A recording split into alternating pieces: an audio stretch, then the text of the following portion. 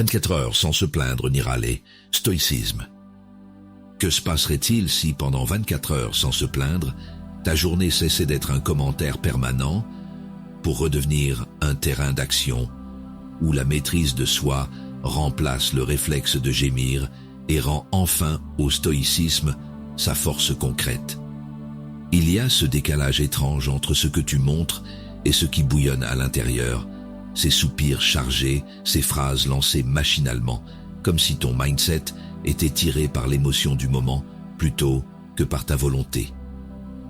Tu avances, mais quelque chose t'échappe, et la discipline semble toujours commencer demain. Et pourtant, dans ce bruit intérieur, tu te sens seul. Tout le monde se plaint, alors cela paraît normal, presque humain, mais une intuition persiste. À force de nommer les obstacles, tu les renforces, et ton développement personnel se transforme en simple récit de fatigue partagée. Combien de temps encore laisser cette habitude décider pour toi? Attendre que les circonstances changent, ou oser regarder en face ce qui dépend de toi, ici et maintenant?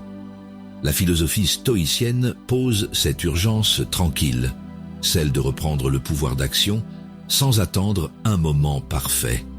La plainte n'est pas une faiblesse, c'est un signal. Elle indique une tension, mais si tu t'y installes, elle imite l'action sans jamais la produire. Le recadrage stoïcien est simple et exigeant.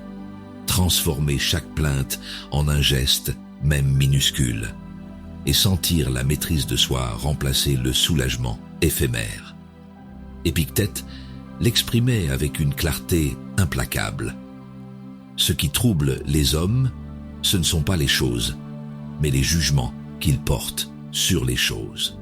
Sur le stoïcisme révélé, nous explorons cette lucidité ancienne pour t'aider à discipliner ton esprit, affiner ton langage et reconquérir ton centre.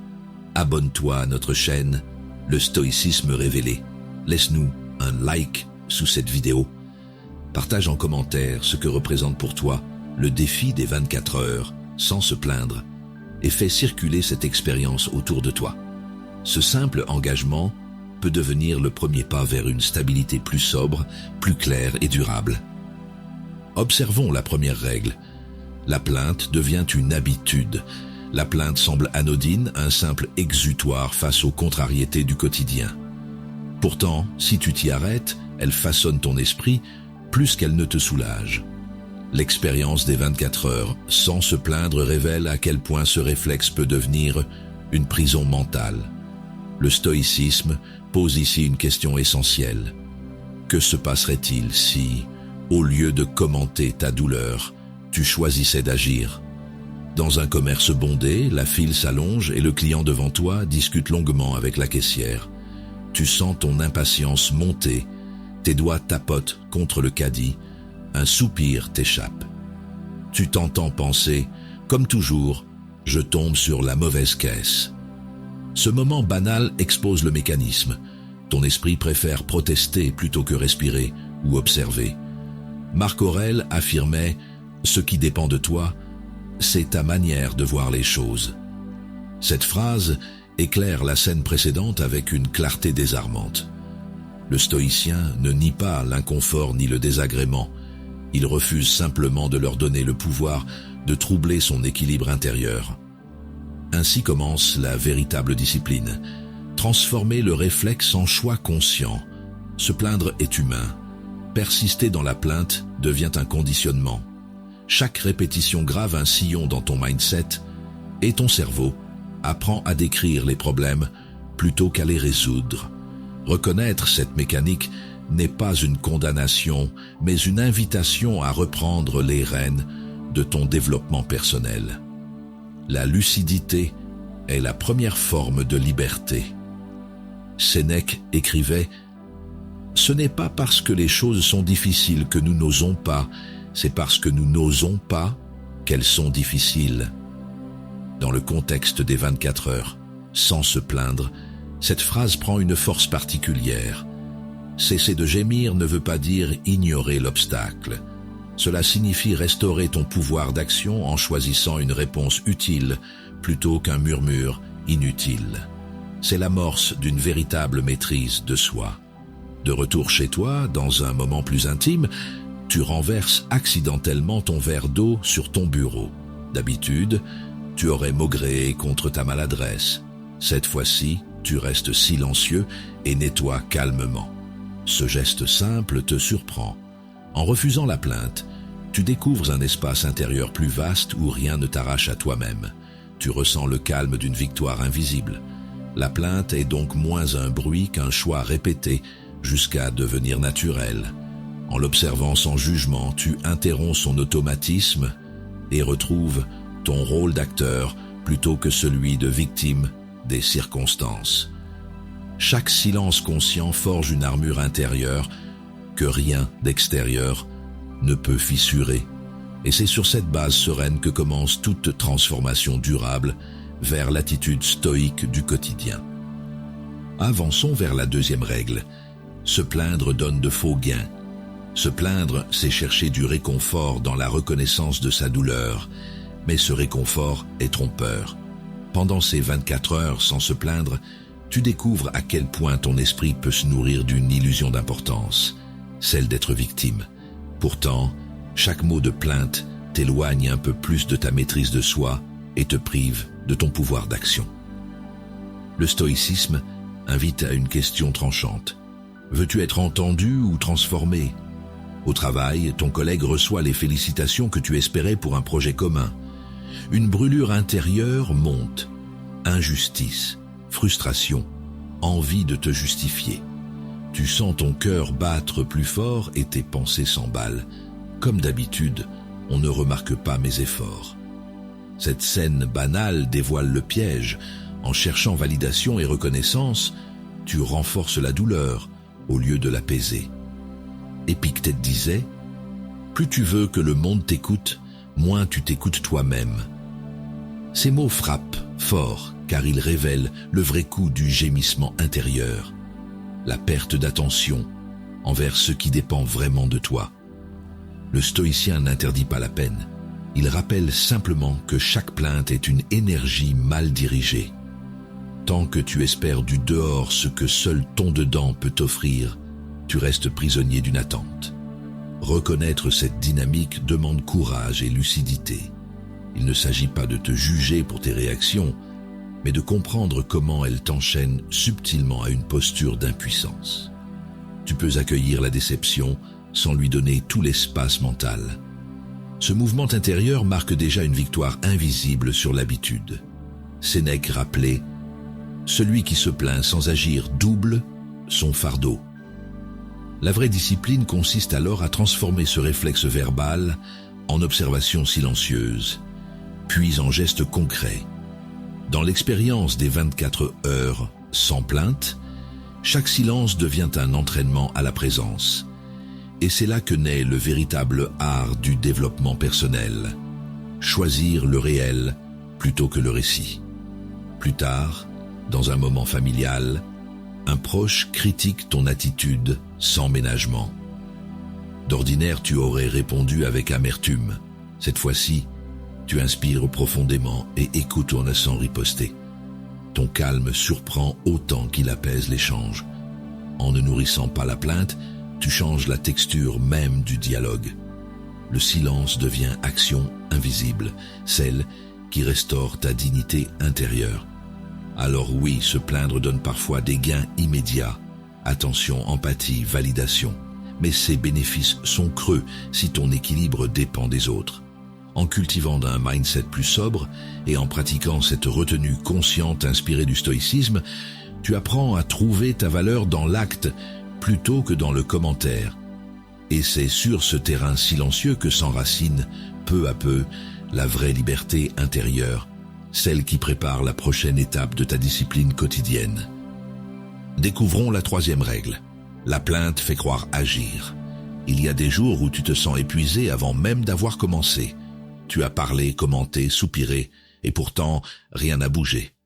Pendant ces 24 heures sans se plaindre, tu réalises que ta voix s'est usée à décrire le problème au lieu de le résoudre. Le stoïcisme pose alors une question tranchante.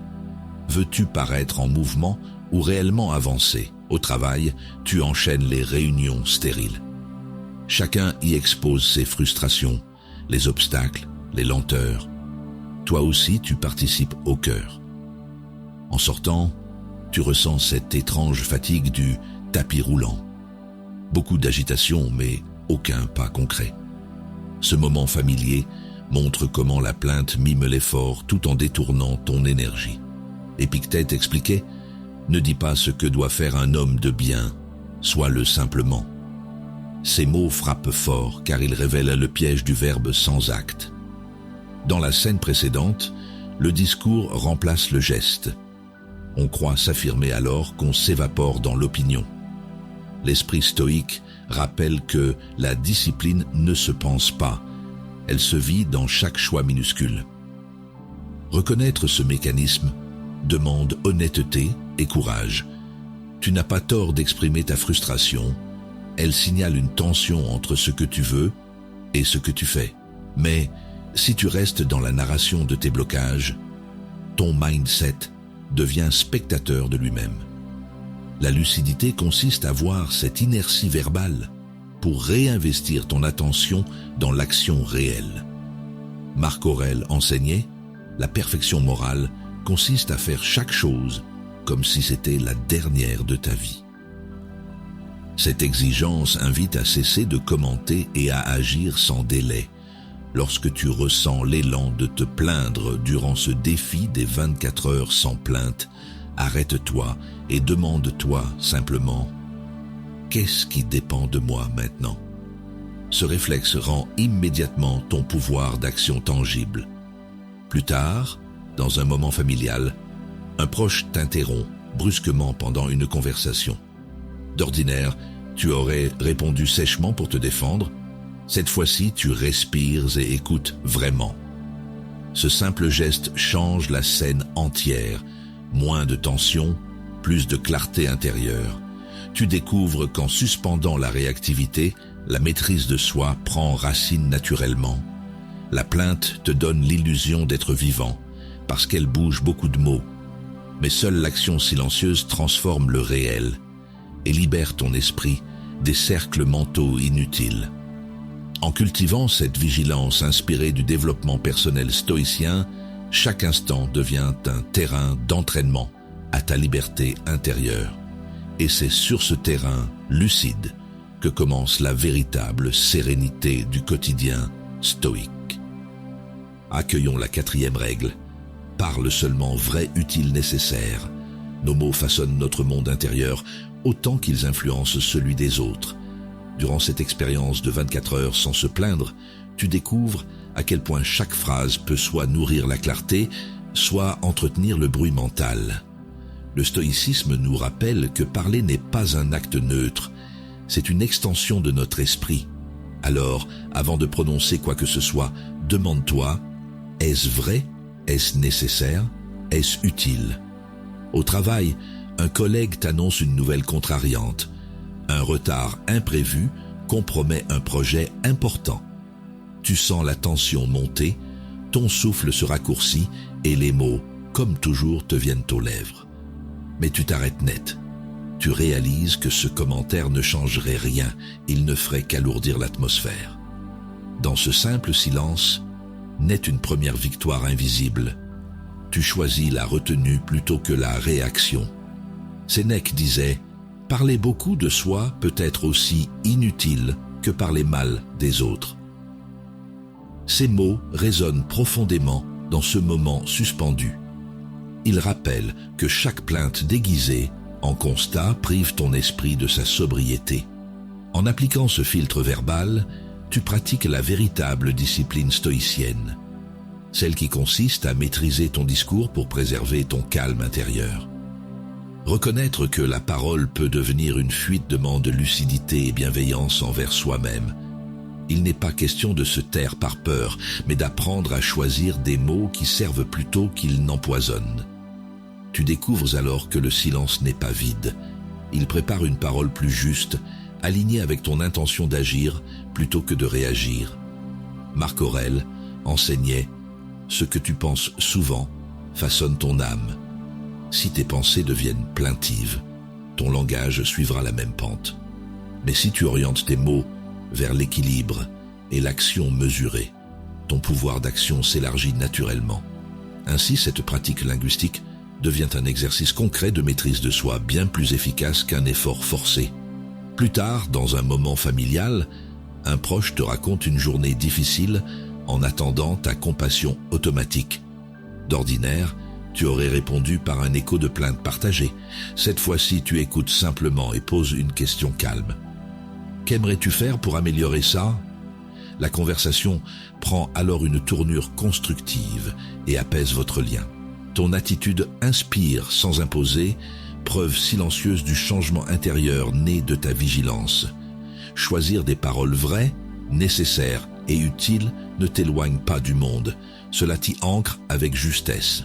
En cultivant ce mindset épuré inspiré du développement personnel stoïcien, chaque phrase devient un outil d'ordre plutôt qu'un déversoir d'émotions brutes.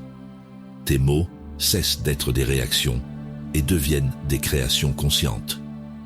Et c'est sur cette base stable que s'ouvre naturellement la prochaine étape vers un langage qui renforce ta force intérieure plutôt qu'il ne l'affaiblit.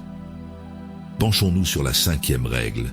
Change tes mots, change ta force. Nos mots sont des leviers invisibles. Ils orientent notre regard et déterminent la direction de notre énergie. Durant ces 24 heures, sans se plaindre, tu découvres que chaque phrase prononcée peut soit renforcer ton calme, soit t'en priver. Le stoïcisme enseigne que transformer ton langage, c'est déjà transformer ta perception. La question devient alors essentielle. Comment parler de façon à nourrir ta maîtrise de soi plutôt que ton agitation ? Au travail, un imprévu bouleverse le déroulement d'un projet sur lequel tu comptais beaucoup. Tu sens la tension monter, les mots « c'est toujours pareil » te viennent naturellement. Tes épaules se contractent, ton souffle se raccourcit, chaque syllabe devient un poids supplémentaire. Puis, tu remarques ce réflexe. Ton discours amplifie ton stress au lieu de t'aider à agir. Sénèque affirmait « Les mots sont les vêtements de nos pensées, choisis-les simples et solides si tu veux avancer léger. » Cette phrase éclaire le lien entre langage et équilibre intérieur. En changeant une tournure, tu modifies ta posture mentale. Dire « je cherche une solution » au lieu de « rien ne marche » rétablit ton pouvoir d'action instantanément. Le stoïcien ne fuit pas la réalité. Il la formule avec précision pour pouvoir l'affronter. Reconnaître cette influence n'est pas une simple gymnastique verbale. C'est un entraînement profond du mental.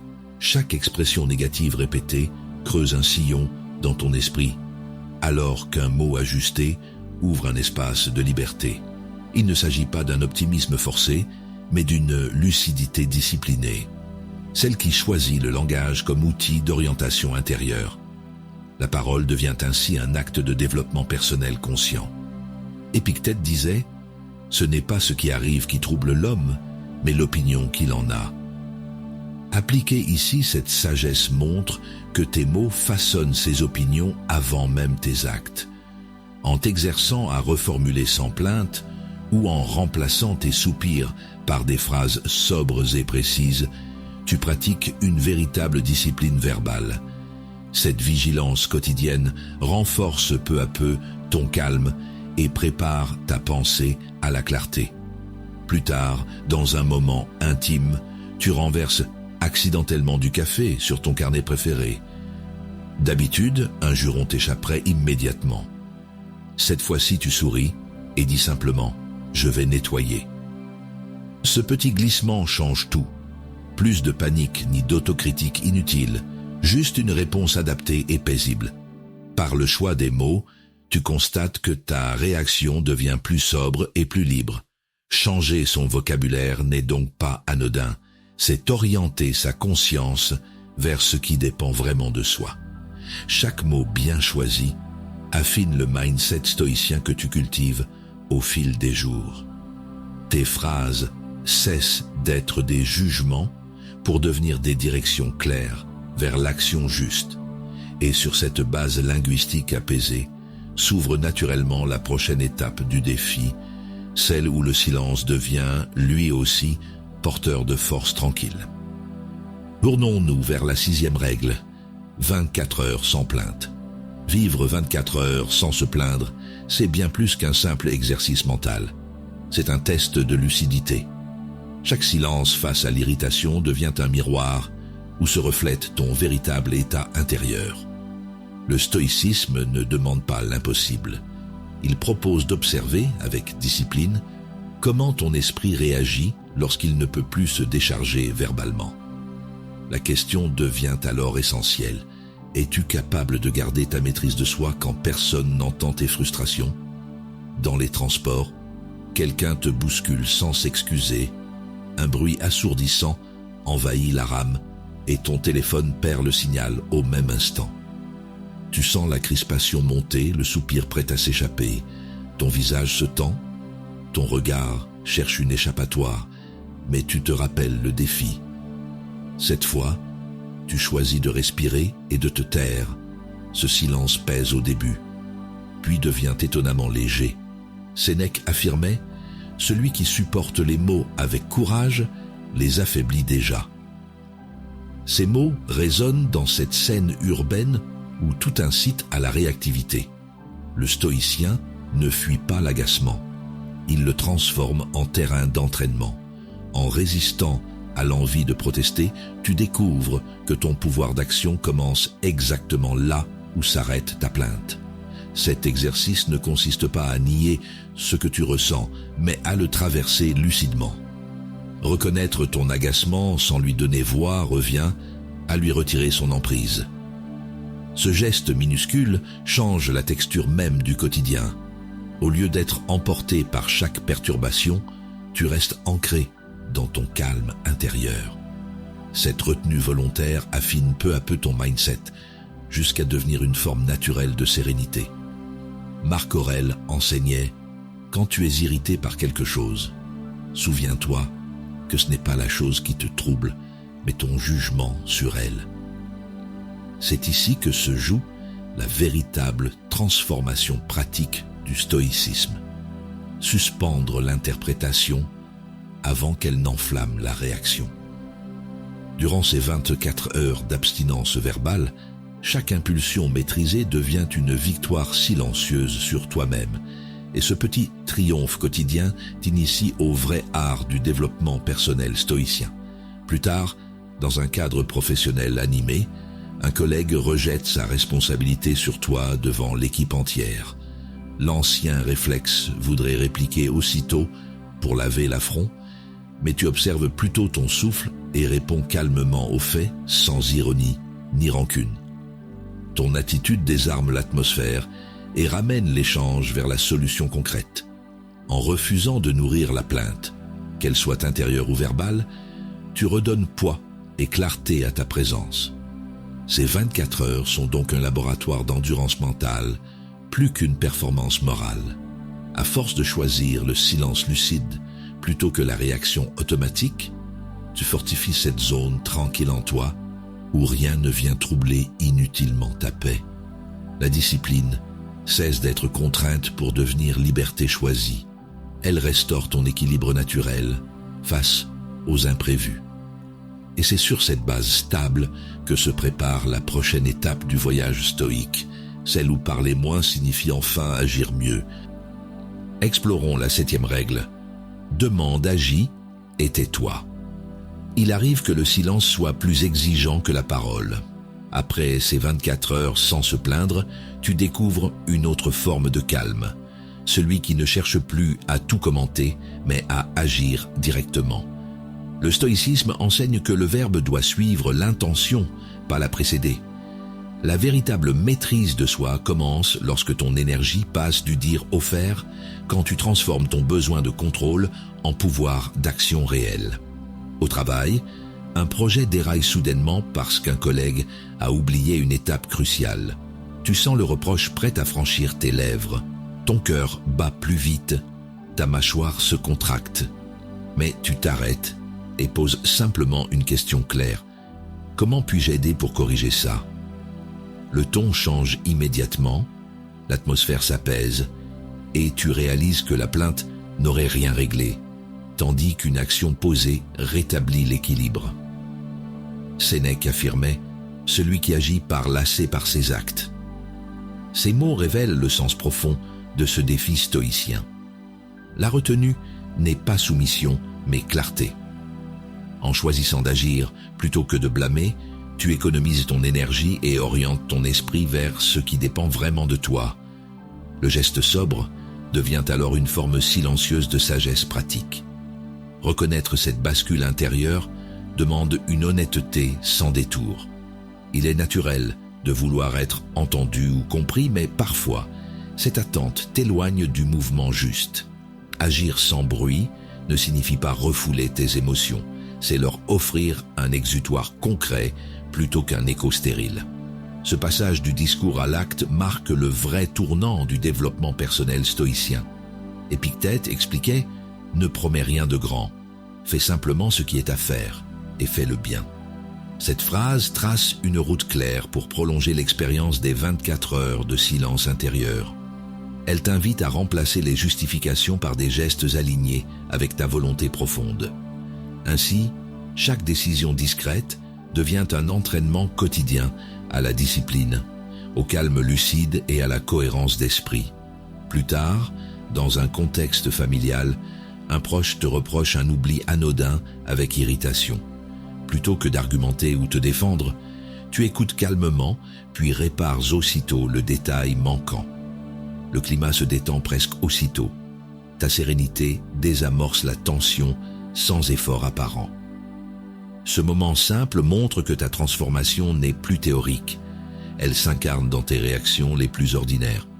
Le silence actif est devenu ton allié plutôt qu'une contrainte. En demandant peu, en agissant beaucoup et en parlant juste assez, tu découvres cette liberté tranquille propre aux esprits disciplinés. Le stoïcisme cesse d'être une idée pour devenir un style d'existence où chaque geste compte davantage qu'un long discours.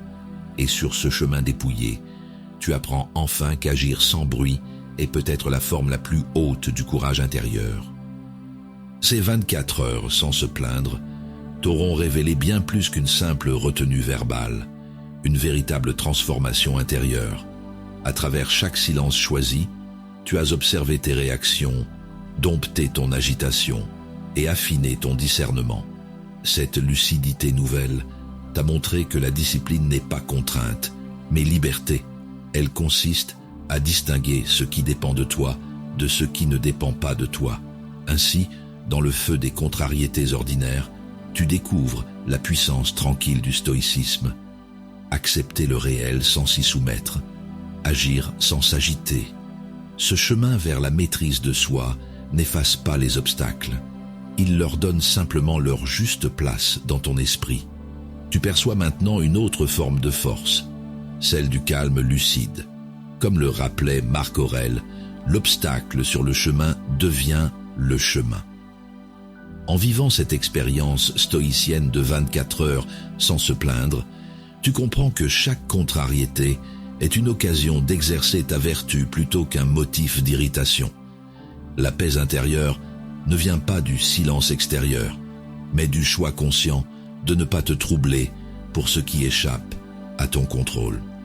Cette pratique constante affine ton mindset et t'ancre dans une présence simple, celle d'un être maître de ses pensées et acteur lucide de son développement personnel quotidien. Sur le stoïcisme révélé, nous avançons ensemble sur cette voie exigeante et bienveillante. Abonne-toi si tu souhaites poursuivre cet entraînement silencieux à la sagesse. Laisse un like ou un commentaire pour partager ce que ce défi a éveillé en toi. Chacun de ces gestes devient un prolongement naturel de ta pratique, un acte de clarté, un signe d'engagement sur la voie stoïcienne du partage et du discernement. Ici, chaque interaction n'est pas consommation mais communion, un cercle d'esprits décidés à cultiver leur pouvoir d'action dans la sérénité et la constance. Souviens-toi, la sagesse ne se possède pas, elle se pratique à chaque instant. Continue d'avancer avec lucidité, en laissant le silence devenir ton meilleur enseignant. Le stoïcien moderne ne fuit pas le tumulte, Il y marche avec calme, sachant que la vraie victoire est intérieure et toujours présente, dans le simple art d'être maître de soi face au monde.